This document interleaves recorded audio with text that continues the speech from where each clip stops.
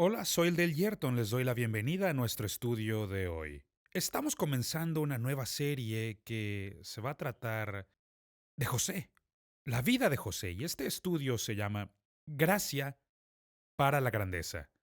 Gracia para la Grandeza. Viendo la historia de José en Génesis capítulo 37, versículo 3, donde habla sobre su padre Israel.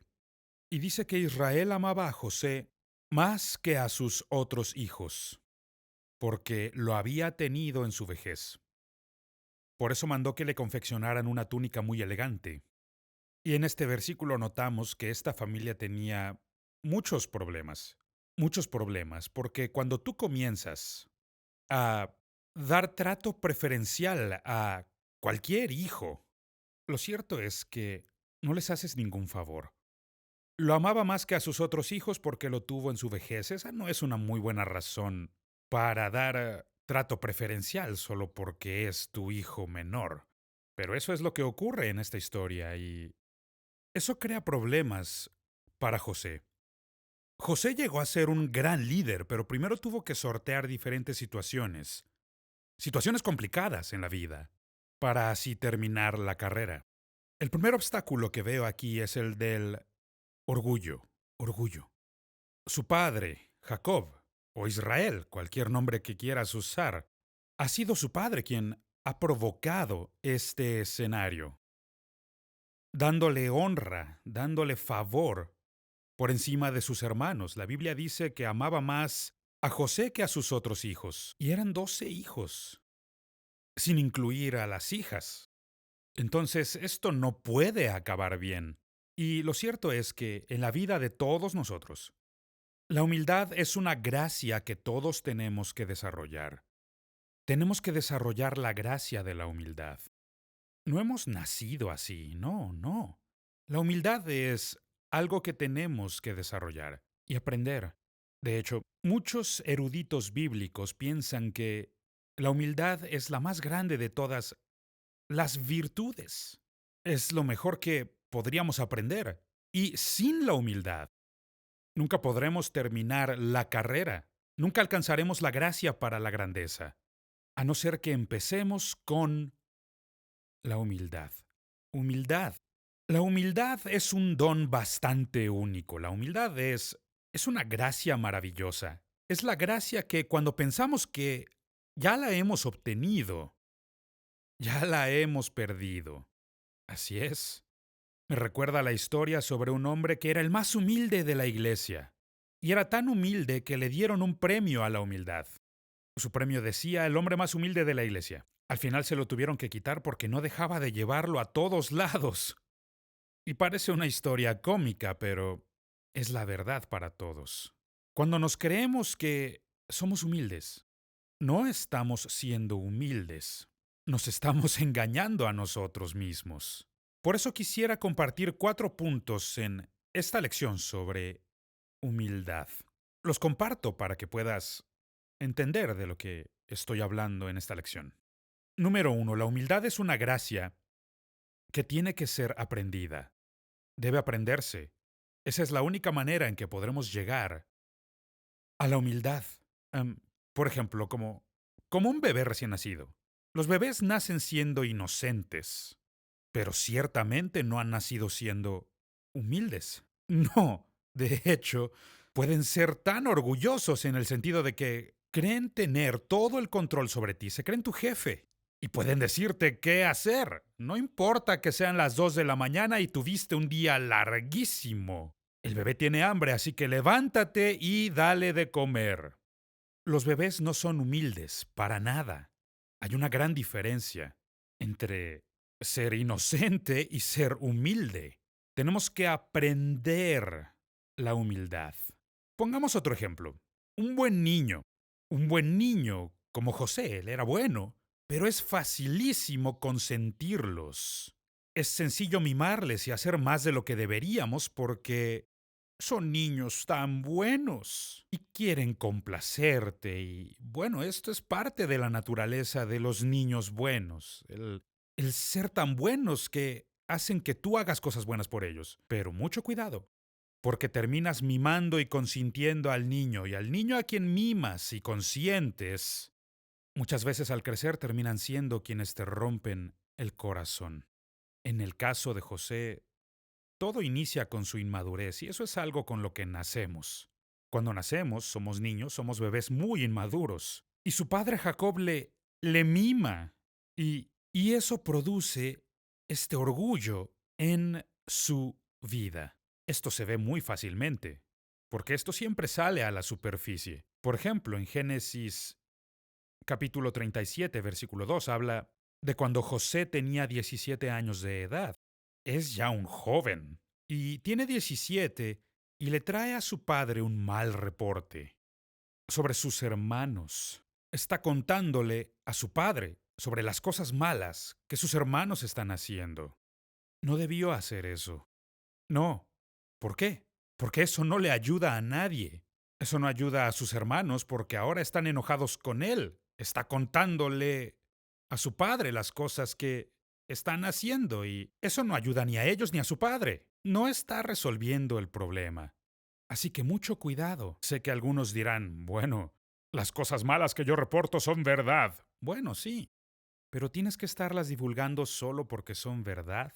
Hay cosas que requieren gracia para ser perdonadas. Y esta es una señal de orgullo en su vida. Es la inmadurez la que sale a la superficie. Y el versículo 3 del que ya hablamos antes menciona una túnica elegante, una túnica de colores. De hecho, podríamos decir que esta es una túnica real, que indica que José va a ser el heredero. Jacob dice, José va a ser mi heredero y poseerá todo lo que tengo. Eso es lo que indica. José va a ser el jefe de ustedes. Aunque lo haya tenido en mi vejez y sea menor que ustedes, él va a ser el señor de esta casa. Con razón sus hermanos lo detestan. Y luego vemos que José, en su inmadurez, usa esta túnica cada vez que puede. Frecuentemente vemos que usa esta túnica de colores. Y he aquí el principio. Por favor, entendamos. Utiliza tus ropas especiales solo en ocasiones especiales. Claro, se le dio esta túnica y no, él no pidió que se la dieran. Pero no hay razón para usar esta túnica en el campo. No tienes que usarla todos los días. ¿Tienes más ropa o no? Usa tu ropa especial en ocasiones especiales. Por favor. Este es el principio que yo llamo el peligro de tener éxito muy temprano. Eso es lo que le ocurre a José. Y es uno de los grandes peligros que pueden ocurrir en nuestra vida. El que tengamos éxito muy pronto. Si llegas a la cima de la montaña muy rápido, ya no queda camino más que hacia abajo. Y es ahí donde muchos empiezan a cometer errores tontos. Y eso es lo que ocurre con José. Su inmadurez es lo que hace que él sea un niño orgulloso. Y si tenemos éxito muy pronto, será por nuestra inmadurez que ese éxito se nos suba a la cabeza y nos percibimos en mayor medida de la que tendría que ser. Empezamos a hacer cosas que no deberíamos, actuamos sin sabiduría, porque tuvimos éxito muy pronto. Eso es lo que ocurre en la vida de José. El segundo punto que quiero abordar con respecto a la humildad es que esta es la mente de Cristo. La humildad es la mente de Cristo, es decir, aprender a pensar como Cristo. Me encanta el pasaje que habla sobre Cristo actualmente, en su forma glorificada, en el trono de Dios, sentado a la diestra del Padre. ¿Y qué es lo que dice la Escritura? La Biblia dice que Él vive para hacer intercesión por nosotros. Oh Dios, la mente de Cristo. Él sigue pensando en los demás. Es precisamente eso, pensar en los demás antes que en ti mismo. Es pensar en ellos. ¿Qué puedo hacer para ayudarles? Para bendecir su vida. El apóstol Pablo lo escribe con mucha claridad en Filipenses capítulo 2 versículos 3 al 5. Pablo dice, no hagan nada por egoísmo. No hagan nada por egoísmo o vanidad. Vaya qué palabras tan fuertes. No hagan nada. No hagan nada por egoísmo o vanidad. Y luego dice, con humildad. Con humildad. Consideren a los demás como superiores a ustedes mismos. Vaya, qué mandamiento. Luego, el verso 4 dice, cada uno debe velar no solo por sus propios intereses, sino también por los intereses de los demás. La actitud de ustedes debe ser como la de Cristo Jesús. Y continúa describiendo cómo fue que Jesús se humilló a sí mismo, haciéndose hombre, haciéndose siervo por nosotros, y así poder redimirnos. ¿Qué palabras tan fuertes? La humildad es la mente de Cristo. Es aprender a pensar como Jesús piensa. ¿Recuerdas cuando Jesús estaba con sus discípulos y ellos preguntaban quién de ellos sería el mayor? Y Jesús les dice, tienen que aprender a pensar como pienso yo, porque yo no he venido a ser servido, yo he venido a servir y para dar mi vida en rescate por muchos. Esa es la mente de Cristo, y es la misma mente que nosotros tenemos que tener. Pensar en los demás, preferir a los demás antes que a nosotros, estimar a otros más que a nosotros mismos. No estamos montando un show, no estamos, presumiendo qué tan humildes somos. No, así es como genuinamente pensamos. Eso fue lo que Jesús enseñó. En Mateo capítulo 5, versículo 3, que dice, dichosos los pobres en espíritu, porque el reino de los cielos les pertenece. Esas palabras que expresa aquí, pobres en espíritu, ¿eso qué significa? Las palabras pobre en espíritu significa ser humilde en actitud. Es la actitud, es el espíritu que llevamos. Pobres en espíritu. Literalmente esto significa estar en bancarrota. No significa tener muy poquito. No, significa no tener nada. Estoy en la bancarrota espiritual. Significa depender totalmente de Dios y su gracia. Esa es la actitud que yo tengo. Demuestra que no soy una gran persona. No, no. Yo confío en un gran Dios. Es Él quien me ayuda. Y cuando desarrollamos la humildad, resulta algo muy atractivo.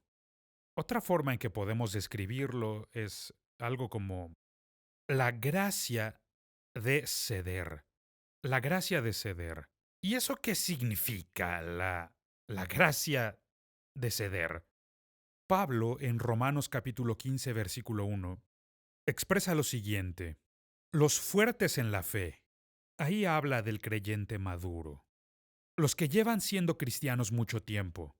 Quienes deberían saber mucho sobre Cristo. Quienes deberían tener la mente de Cristo. Los fuertes en la fe debemos apoyar a los débiles, soportar sus flaquezas. Notemos lo que está diciendo aquí. Hay otros creyentes que son nuevos. Estos creyentes son como bebés en el espíritu, recién comienzan con su viaje. Y no, ellos no entienden muchas cosas. Dice que hay que apoyarlos, hay que tolerarlos, hay que ceder ante ellos, en vez de hacer lo que nos agrada. ¿Cuántos problemas en la vida podríamos resolver si solo aprendiéramos la gracia de ceder? No pensar en nosotros, poniéndonos por encima de los demás. No, pensar en ellos, antes que nosotros. Y como dije, esto no es algo que se hace religiosamente, como una ceremonia, para intentar demostrarle a todos lo humilde que eres. No.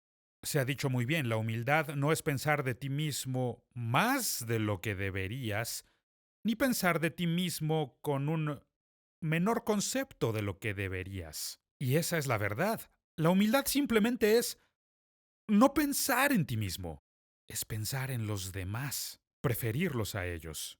Que Dios nos ayude a aprender esta gracia de ceder.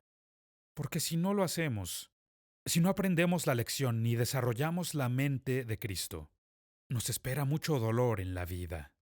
Una de las metas que hay que tener en la vida es aprender a doblar sin romper. Una de las mejores ilustraciones que se me ocurren es la palmera. La palmera tiene unas raíces que van muy profundamente en la arena. Pero no son solo las raíces, sino que tiene un tronco muy flexible, que puede doblarse con el viento. Y cuando ves fotografías de las palmeras, o cuando vas a un lugar donde abundan las palmeras, vemos que crecen en un ángulo, y eso indica la dirección del viento más fuerte. Y los vientos que soplan, a veces con la fuerza de un huracán, vientos que son muy poderosos, tanto que rompen otros árboles. A la palmera no le hace nada. ¿Por qué? Porque han aprendido a doblarse con el viento. Cómo ceder ante él en vez de romperse. Y eso me lleva a la tercera cosa de la que quiero hablar. Si no podemos aprender humildad, cómo manifestar la humildad en nuestra vida, nos vamos a romper. No es cuestión de si va a ocurrir, es cuestión de cuándo va a ocurrir. Porque el viento va a venir, las tormentas van a venir, los huracanes van a azotar, amigo mío.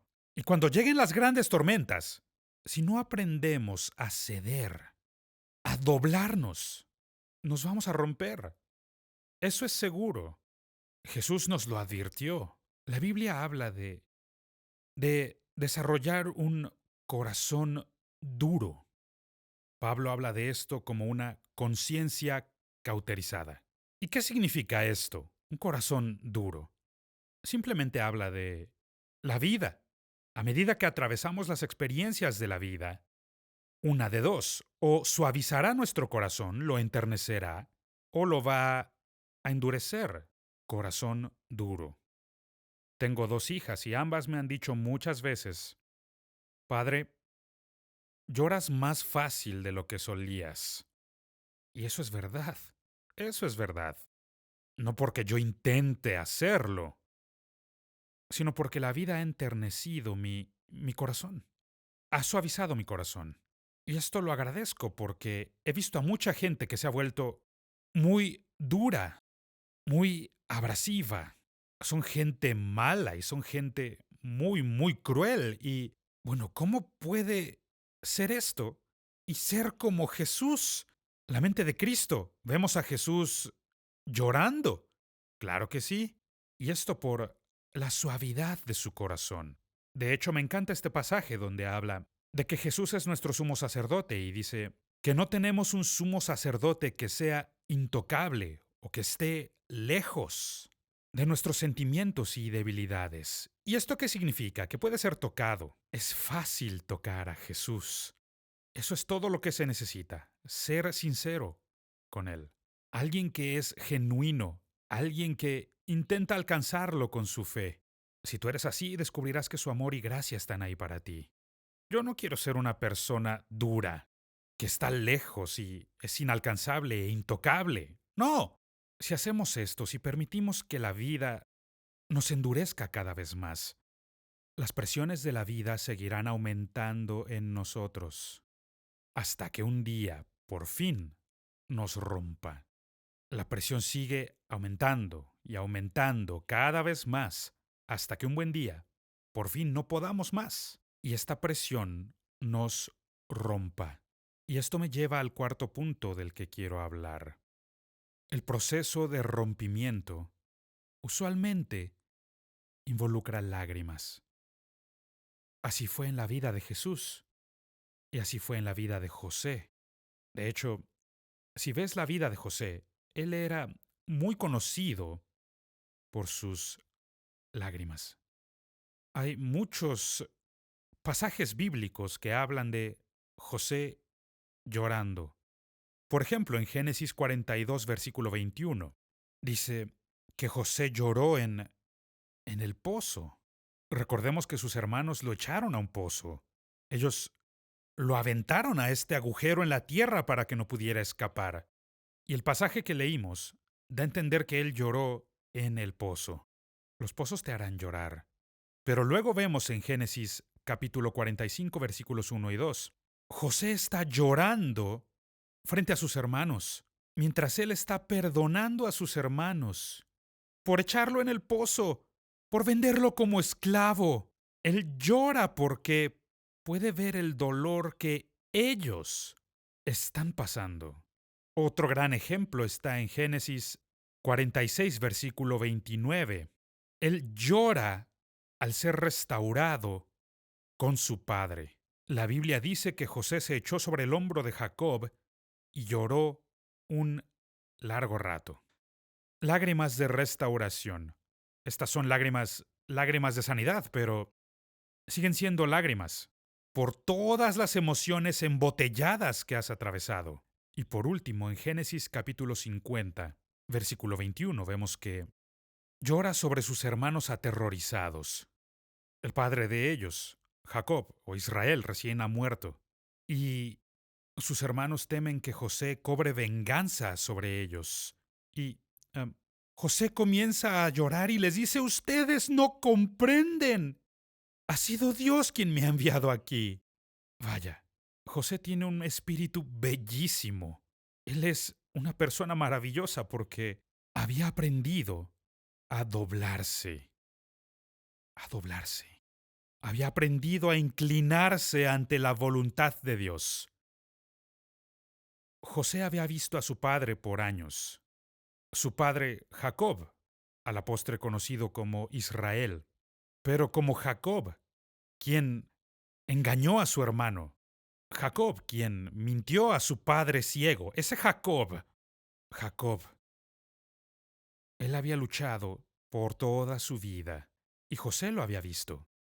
José le vio luchar con su hermano. Le vio luchar con su propio suegro. Incluso le vio luchar con Dios. De hecho, Jacob se rehusó a dejar de pelear hasta que Dios lo bendijera. ¡Qué gran tragedia! Yo he visto gente que es así, que ha atravesado tragedias y esas tragedias los han endurecido antes de estar dispuestos a ceder y humillarse delante de Dios. No hagas eso, amigo mío. No lo hagas. Aprende a humillarte delante del Señor y Dios va a exaltarte, va a bendecirte. Lo que José aprendió viendo las luchas de su padre fue esto. Aprendió que es mejor abrazar la voluntad de Dios que luchar en contra de ella.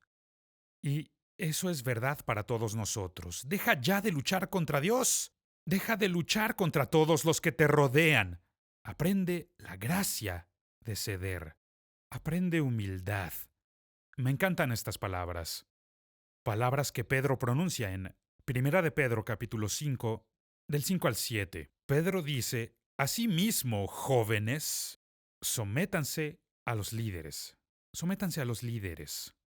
Y yo sé que algunos jóvenes dirán: ¿y por qué nos estás diciendo esto a nosotros? Dice: y todos sumisos unos a otros. Y luego, revístanse de humildad, porque Dios resiste a los soberbios y da gracia a los humildes. Verso 6. Humíllense pues bajo la poderosa mano de Dios, para que Él los exalte a su debido tiempo. Depositen en Él toda ansiedad, porque Él cuida de ustedes. ¡Qué grandiosas palabras! ¡Qué excelente promesa! Pero notemos, la promesa que está haciendo aquí, la promesa de recibir cuidado de parte del Señor, está reservada solamente para los que son humildes, los que se han sometido, los que se han revestido de humildad. Ahora se les invita a depositar toda ansiedad en manos del Señor y dejarla ahí. Puedes tomar tus preocupaciones y dejarlas en sus manos, porque Él cuida de ti. Y algo que hay que destacar y que hay que enfatizar es que José no estaba siendo castigado por sus pecados. No, ese no fue el propósito. No se trata de que Dios le castigue. No faltará quien diga que el karma siempre vuelve. No, eso no es lo que está pasando aquí, para nada. No, no se está castigando a José por sus pecados. Se le está preparando y se le está disciplinando para la grandeza. Y así es como debes ver tu propia vida. Es Dios quien opera en tu vida. Y por esta razón José puede decir al final, fue Dios quien me envió aquí. No fueron ustedes, fue Dios quien me envió aquí. Qué bellas palabras de gracia, palabras de humildad. Lo que ocurre en la vida de José es que José está siendo desarrollado en la gracia, gracia que va a necesitar para gobernar sobre las personas que le maltrataron. Sus hermanos tenían miedo. Él solo espera el momento. Y cuando tenga oportunidad, verás cómo cobra venganza. Va a ajustar cuentas con nosotros. No, esa no era la intención de José.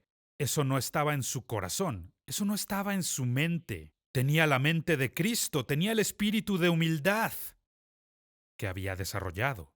Y cuando nosotros lo desarrollemos, cumpliremos el dicho que dice, se requiere grandeza para poder alimentar a quienes nos maltrataron, quienes nos hicieron daño, la gente que nos lastimó, la gente que buscó nuestro mal. Precisamente a eso nos ha llamado el Señor. Y si tú crees que has sido destinado a la grandeza y recibes la gracia para la grandeza, si vas a tener esto en tu vida, tendrás que aprender humildad. Humildad. Eso tenía Jesús y aún lo tiene. Por eso podemos confiar en quien está sentado en el trono, sentado a la diestra de Dios, porque la humildad nos da la gracia para gobernar sin venganza. Nunca verás venganza en la vida de José y nunca la encontrarás en la vida de Cristo. Que Dios nos dé la gracia para la grandeza, aprendiendo el don de la humildad.